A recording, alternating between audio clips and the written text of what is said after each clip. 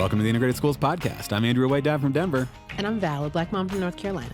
And this is 2025 in review.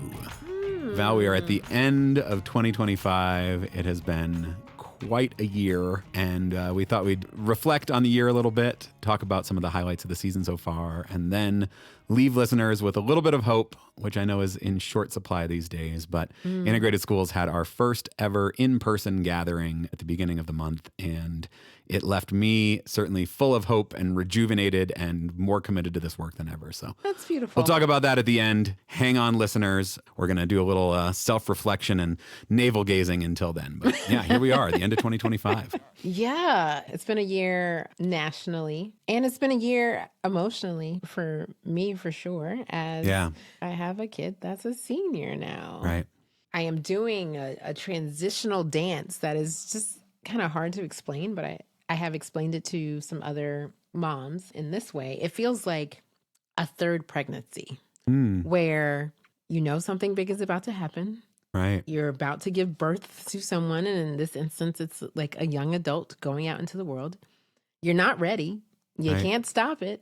But you better get ready because it's going to happen whether or not you're ready. And probably like no amount of preparation is actually going to make you feel ready. No. And it's good. Like literally, I have the best case scenario. Yeah. You raise a kid, they do well, they get into college, it's a full ride. I don't have any complaints. And yet there's like this transition knowing that just things are going to change. And I'm just working through that. It's exciting. How does like the state of the world impact that feeling? Because like you have the best case scenario related to your particular kid, and like this time for kids to be being launched into the world feels like, I mean, I've never done it, so I don't know. Maybe it always feels this way, but it feels like the world is such an unpredictable place.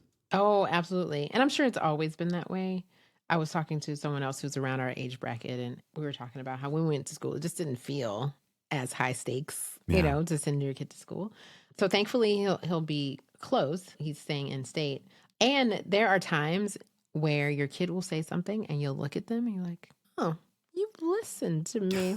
I have had that moment many times throughout the year. I'm like, oh, I'm feeling more confident about this. Something actually stuck. Something actually sunk in. And literally the thing that did it just the other day is his sister, who's a junior this year. So she's looking at her phone, her neck, she's looking down, and he's like, watch your neck, right? And I'm like, that's right. Watch your neck. You don't want to have tech neck.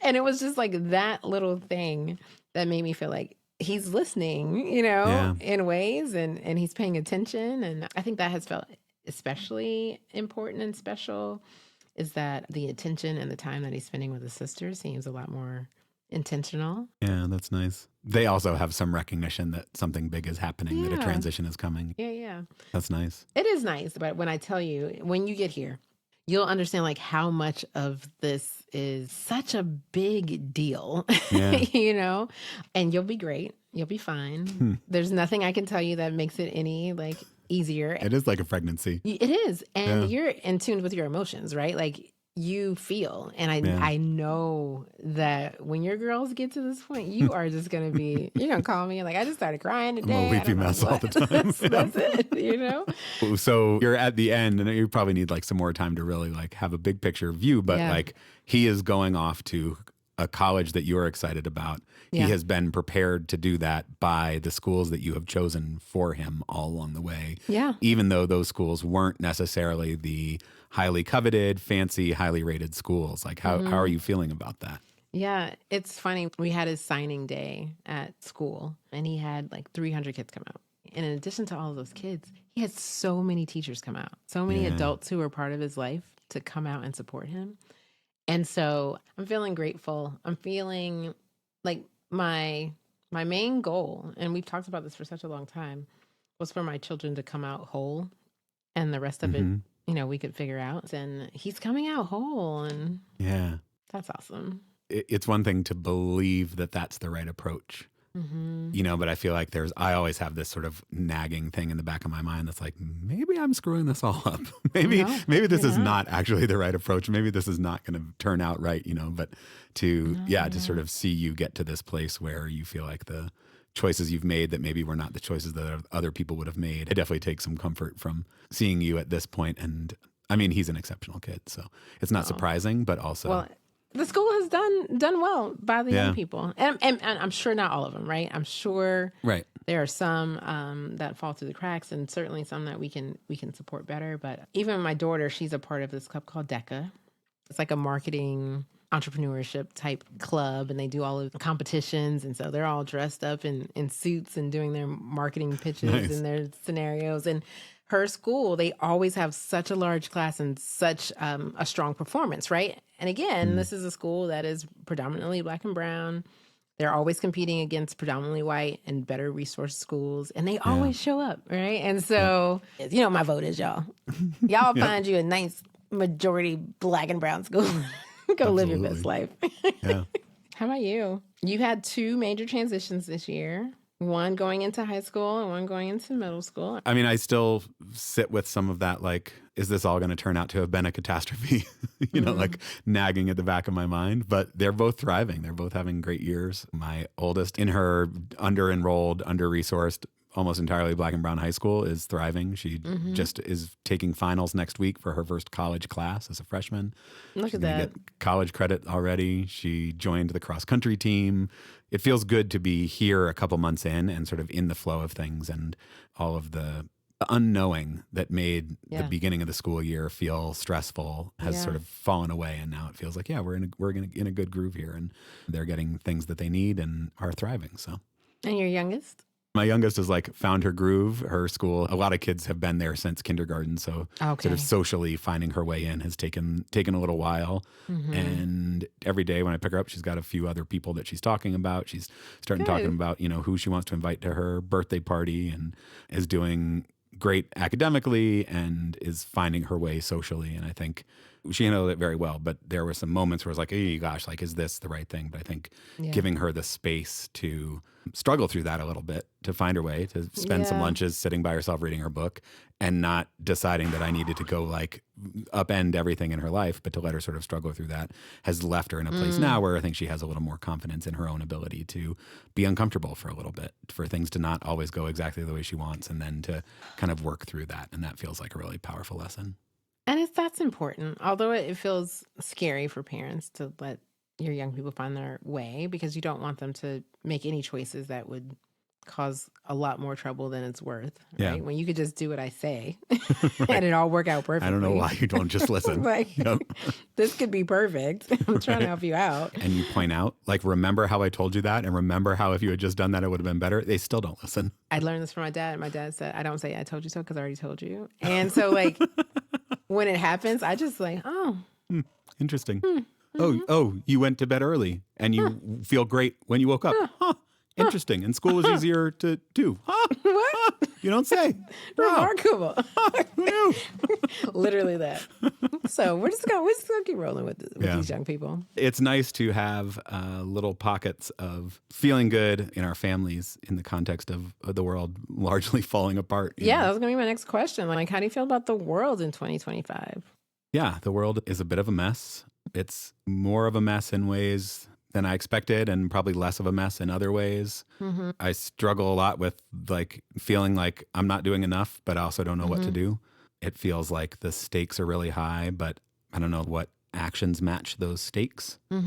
And I think the things that keep people comfortable keep chugging along, makes it so that people aren't freaking out as much as they probably should be. And I think more and more families are being directly impacted by things like ICE raids, by things like funding cuts to the Department of Education, by cuts to social services, health insurance premiums going up. Like, all these things are starting to affect people, and it's hard to see what the path forward is in the short term, but it does feel like a lot of the institutions are starting to fall apart, and I don't think we've fully grappled with what that means or really fully felt the impact of that.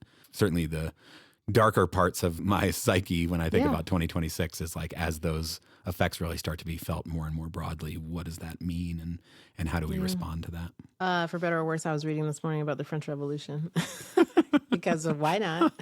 And I think at this point, everyone should study history, because these are things that regularly show up in our present. I do believe that folks are hurting. and folks are going to respond in some way. My hope is that it's through electoral politics and not violence, because I prefer things the easy way, Andrew. Yep. But folks are hurting, and the resources that they're used to having and the stress that they are under, and just having been in a city that was targeted by ICE and Border Patrol, you see the impacts of that type of disruption on communities that are functioning well, who are welcoming cities. And we know that impacted schools. I think like 20,000 students were out of school the week that ICE was here. And that was just on the first day. I don't think you and I were under any illusion that what is happening outside in the world also affects students, right? We understand that. And now hopefully more people are seeing that. Like, it is drastically impacting the world in which our young people are trying to learn and grow just in school. And they are paying attention. My daughter and I, unfortunately, were talking about all the things in her short 15 years that as a young person, she's had to experience that no young person, should have to, including like a pandemic, And I can't even imagine what we'll learn about the ways in which they have learned how to cope with some of the imaginable as they grow up and what that means. Yeah. And so this year has been heavy. And like you said, I don't know that it gets lighter on its own. I think we get stronger in community supporting each other. Yeah. And literally using the tactic of survival Yeah. until we can see the other side. Yeah. We have to think about how we survive. We have to think about how we hold on until we get to the other side. And I think community is the way to do that. Yeah. We've talked about that a lot this season. So we have, thinking back on the first chunk of this season, we sort of kicked things off asking, what now? Like, here we are in this new reality, what are we going to do? And then we had Byron Sanders on talking about identity and purpose. And either it's just sort of who he is as a person or the space we've created, or just like the time that we recorded in, but like we were immediately into very deep, serious parts of his own personal story and the things that have shaped him and his identity, and finding and holding on to that purpose, the thing that drives and guides him, which I think was a powerful reminder that, all of our stories shape us. The things that are happening to our kids, like you said, all of the things that they have had to do with are things that are shaping them. I thought Mr. Sanders certainly created a vision of how you can harness that and channel that into positive work for your community. Absolutely. And he mentioned the community that helps sustain him throughout all of that, right? Like we will all need, and we have all needed someone to help us when we couldn't help ourselves, when we couldn't get out of our own way, when we didn't have a path. Someone opened a door for us. Yeah. Then we had Tabitha and Adam from Raising Anti-Racist Kids talking about they're amazing. The importance of engaging in conversations about race with our kids from the time they're super young, thinking about how we give them the skills and the tools to talk about race and to think about race from the time they're really little, is how we create kids who then can go on to stay whole in a school environment, to be able to, participate and think about their own contributions to justice for their broader communities, I think.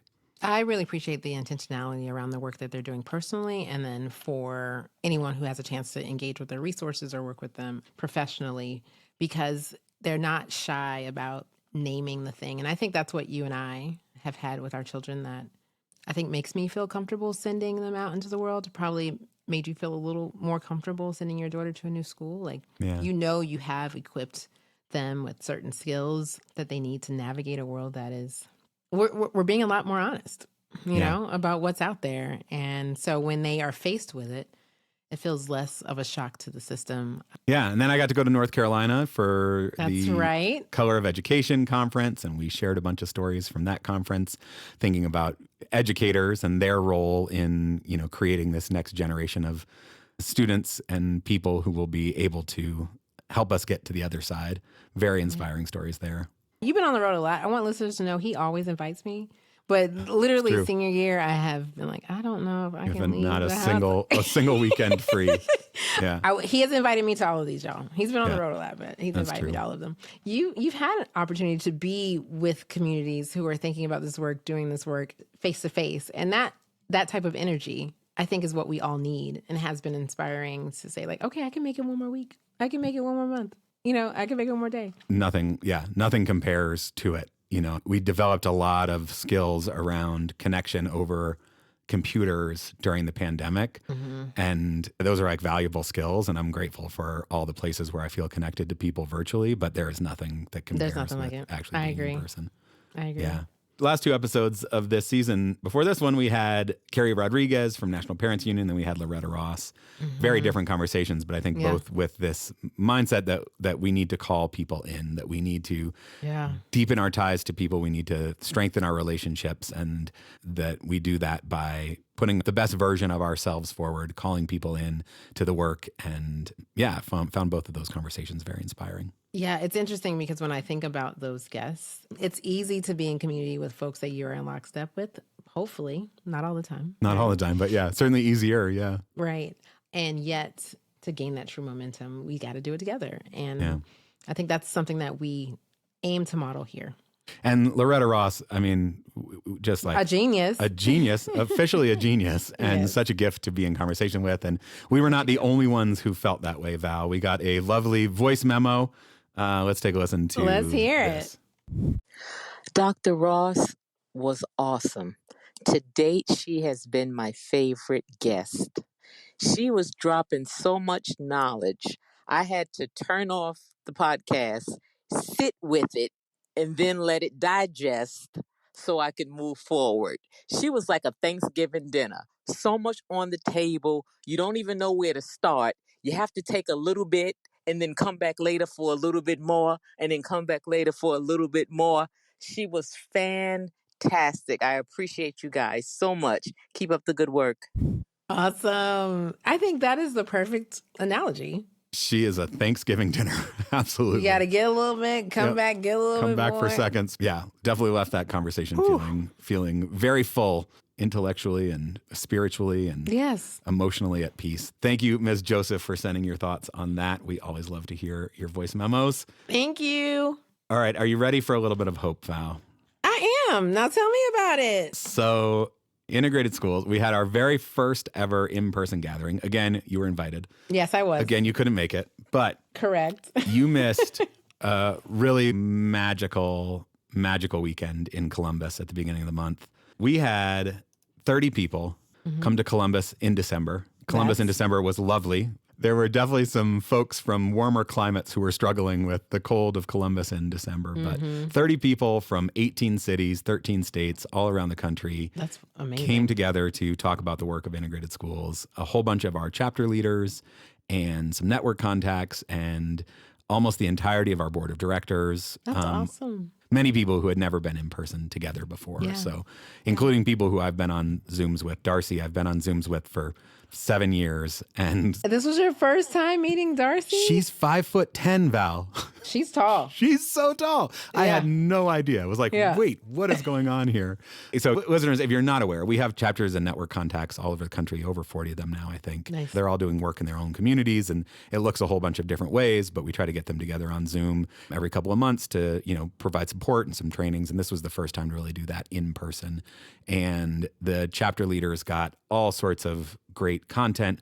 We had a community organizing training.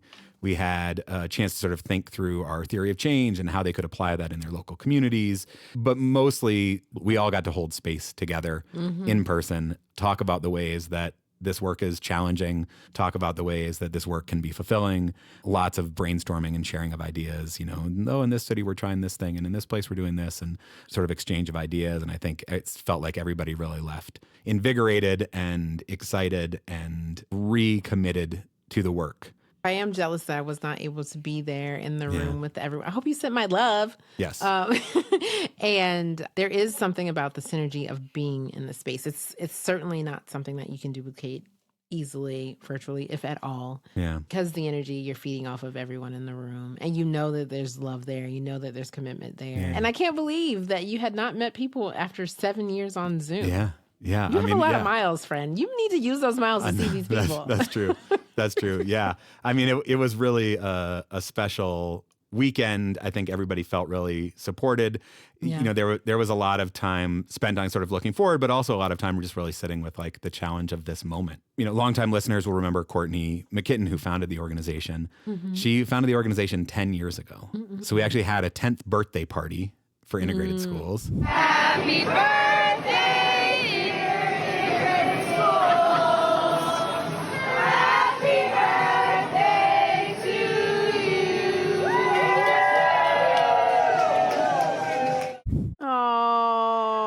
my God. I think I want to cry. I think I want to cry because when Courtney put this out into the world, she was just observing her surroundings and asking questions and wanted people to do better and put it on her back. Yeah. And now you get a happy birthday cake. Right. It was really special. And I was struck thinking about sort of 10 years of the organization. You know, she started integrated schools before Trump was elected the first time. Yeah.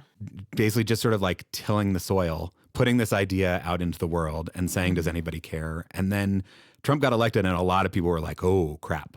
This is something that I maybe need to care about. And she was there to sort of collect them and really like start a movement with them, you know, and then as inevitably happens, sort of the attention shifts and things go away. And she just kept plugging along and gathering more and more people. And, you know, we kept plugging along. And then, you know, tragically, we lost her at the end of 2019, which I just realized, I don't know how this didn't dawn on me sooner, but I just realized today that there has been more integrated schools without her than with her.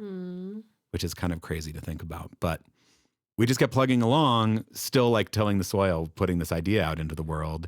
And then George Floyd was murdered. The pendulum swung towards us in a big way. And we were able to capture more and more people, sort of say, here's a space for you to keep thinking about these topics. And then inevitably, as always happens, there was a backlash and the pendulum swung away. And I think, you know, part of what was so powerful about this moment of the gathering happening right now is like, the pendulum is pretty far away from us right now. It's super far away. Right?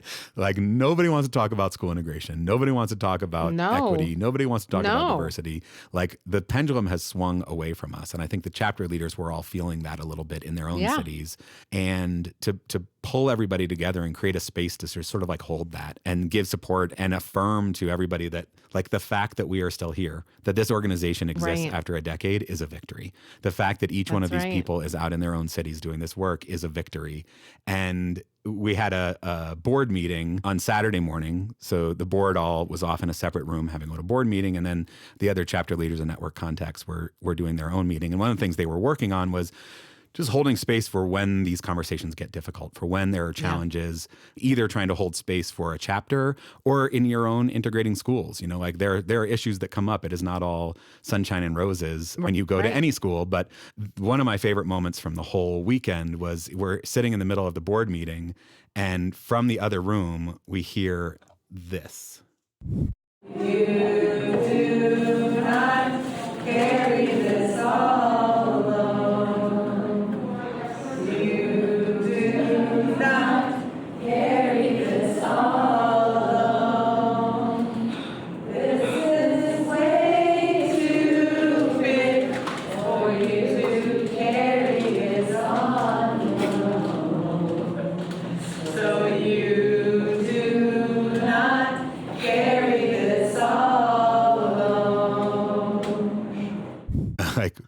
I got up, I peeked my head out the door, and Melissa, one of our new board members, like peeked her head over mine, is like her hands on my back, and the two of us are just like sobbing. And all the chapter leaders are sitting in a circle singing the song. I don't know how they all knew it. I don't know like where it came from, but like out of the blue, this moment, and they're passing around tissues, and it was just incredibly powerful. That holding space, that acknowledging the challenge of this moment, and then being in it together was really powerful. Like I'm about to lose it. I was good. Yeah, I was good. But that's so important because the work can feel incredibly lonely.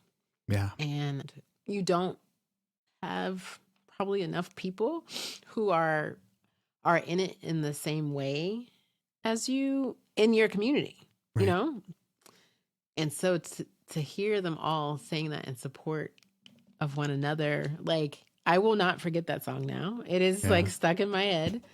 And I'll be singing it to myself, you know, when stuff just gets hard. That was beautiful. Oh, gosh. Shout out to whoever had them start that song and sing it. There's something super healing about that. I think it was important to hold space for mourning. Right. You know, like for acknowledging the challenges of the moment we're living in. I think it's easy to look around at how everything feels like it's falling apart and feel like I got to do something about that. I need to like go and put that into action. And like sometimes we just have to stop and pause and be sad about it. Yeah. And like actually, it sucks right now. And that's okay because we're here and we're going to hold how much it sucks together. You know? Yeah. No, that pierced me. Yeah. I was not alone in feeling like it was a powerful weekend. There's just a smattering of folks who were there reflecting on what they got out of it. Awesome. Hi, Integrated Schools. This is Courtney from Brooklyn, New York. Just having returned from Columbus, Ohio for our first ever whole group Integrated Schools gathering. So I've been sitting with the weekend, and honestly, I'm still a little undone by it. It was mind-blowing to spend time with people I've only met over Zoom, some who I've known for years, to also meet new people who already feel so close to my heart, to dream together with people who mean it. We really mean it when we want to say we want to do things today to impact the future, that we want to live every day on our values, not talk about them or read about them or listen about them, but those things too. Don't stop listening to the podcast. But to be in a space with people who really know in our bones that there is only one way to be in this together, and that's by being in this together. Also, to be in a room with not only white people, but so many white people who know that the values of whiteness are not our values, and who work every single day to be deeply in touch with who we are as people among people, and to reject what has been and continues to be every day told to us that we need or deserve or want, and to be in a room with people who are pushing to stay connected to ourselves and to our bodies, to be in that space where this is all of us, has me still trembling inside. Like if you could touch my heart space right now, you'd feel it trembling with deep, deep gratitude. Mm. Mm-hmm. Hi, this is Paula. I am a white mom from Minneapolis, and I am also one of the co-leaders of the Minneapolis chapter of Integrated Schools.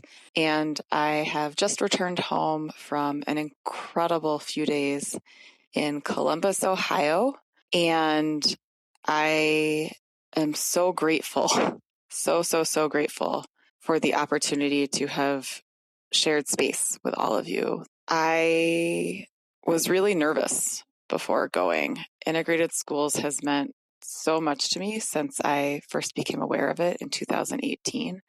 It is not hyperbole to say that Integrated Schools has changed my life and the life of my family. You know, Integrated Schools has taught me vocabulary and given me relationships and friends and new perspectives and courage.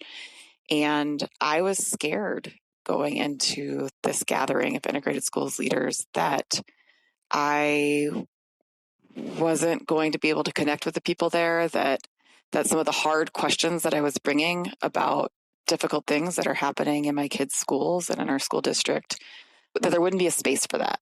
And instead, what I found was people from all over the country who showed up with their authentic selves and were ready to go deep, and were ready to hold hard things together, and we're ready to just wade into the murky, messy place of nuance.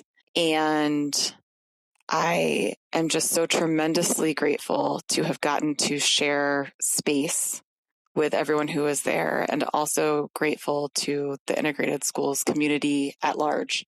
I am returning home inspired, refreshed, more dedicated to the work than ever, with ideas from folks from around the country of things that I can try here. And most importantly, just with additional relationships and deeper relationships, which is, you know, really the most important component to working towards change and a better world. And so thank you. Thank you to all of you who I got to share space with. And thank you to everyone else who's listening to this podcast. It is really an honor to be in this work with you and to be in this world with you. Both of those speak to the power of these relationships.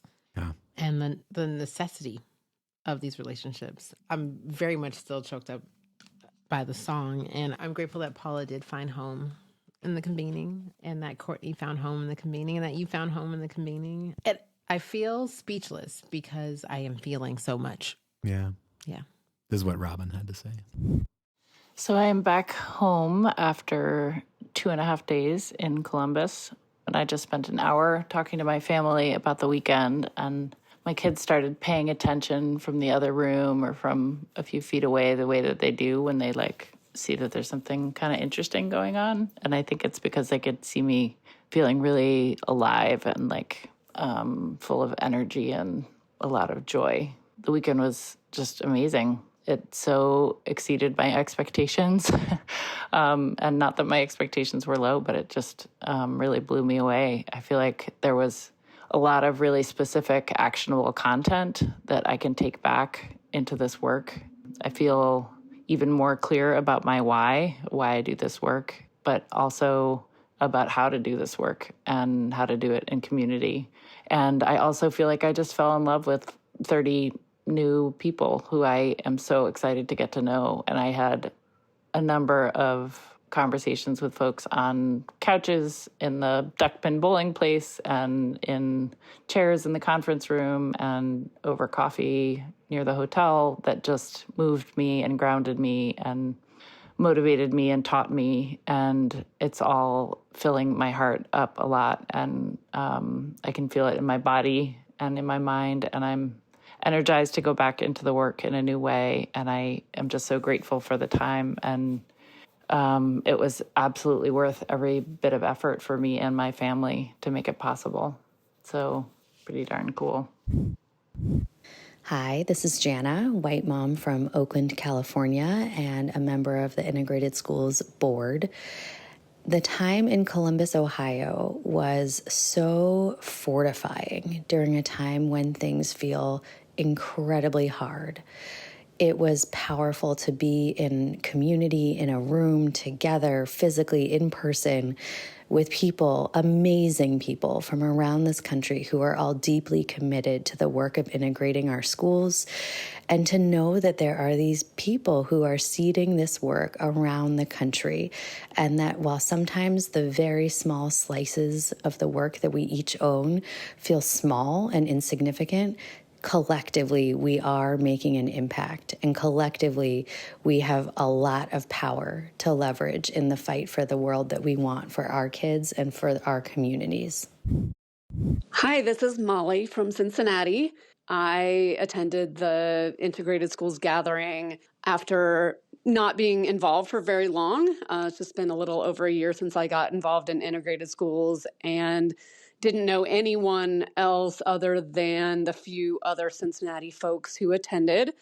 And I just want to say that I was so blown away by how amazing everyone was.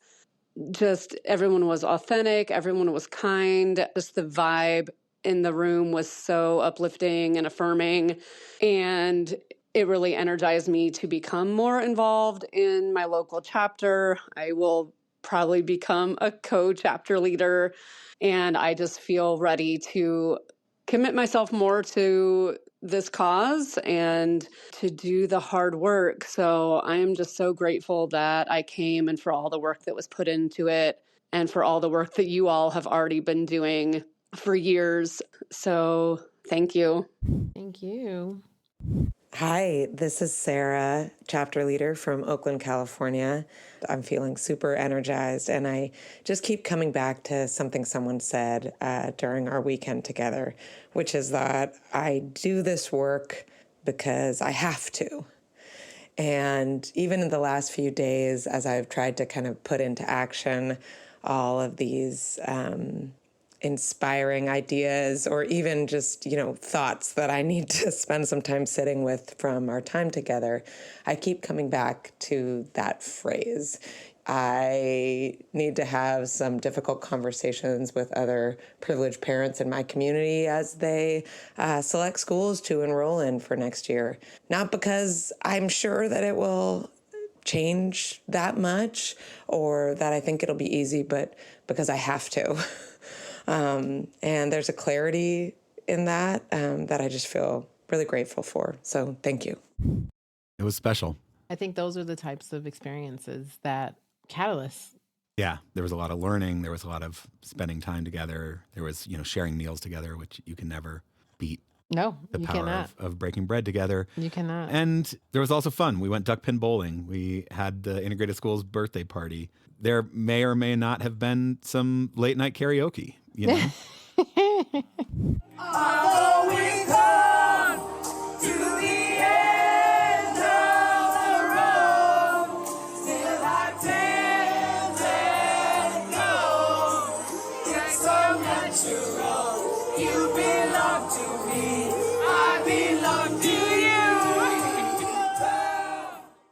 A magical weekend. I am so grateful to everybody who showed up, to all of the people who put in time and energy planning it.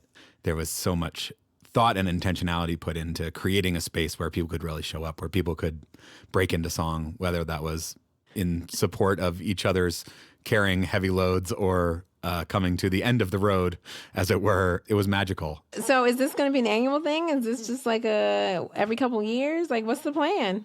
I would love for it to be an annual thing. It was so powerful for everybody there, but I think like for the organization as like a commitment to this work. And it wasn't cheap. So as we are heading into the season of giving, people are getting asked for things left and right. I realize that. But listeners, if you believe in this work, if you believe in the power of spaces like was created in Columbus, like we try to create here on the podcast every week, every episode, we would be grateful for your financial support to help us keep doing it.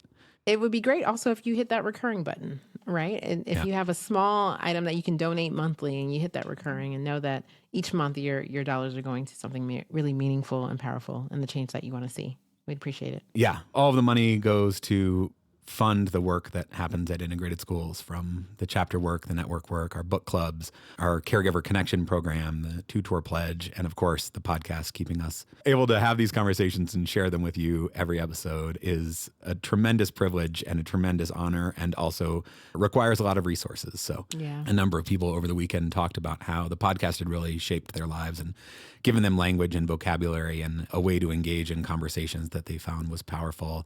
If that has been you, we would appreciate your support. So integratedschools.org, click on that donate button. And as Val said, if you can make it monthly, that's even better for us. That is 2026, Val. We did it. We have made it through 2025. It was touch and go there, but here we are. It was touch and go. Here we are. Coming up on 2026, I certainly look around at the state of the world and have plenty of things to be concerned about. But I think after the weekend in Columbus and sharing space with so many people, feel a lot more hopeful and a lot more able to dig into this work and drive forward, knowing that the work that we are doing is right, and pendulum will inevitably swing back our way. It will. We're It will. just here to keep sort of tilling the soil so that when it does, we're ready to capture even more people. That's right. Don't let the link in your chain break. That's all we got to do. And I think we can do that. Happy holidays, listeners. Thank you for being with us this year, all of these years. And Val, thank you to you. I'm so grateful to be in this with you every episode, as I try to know better and do better. Until next time.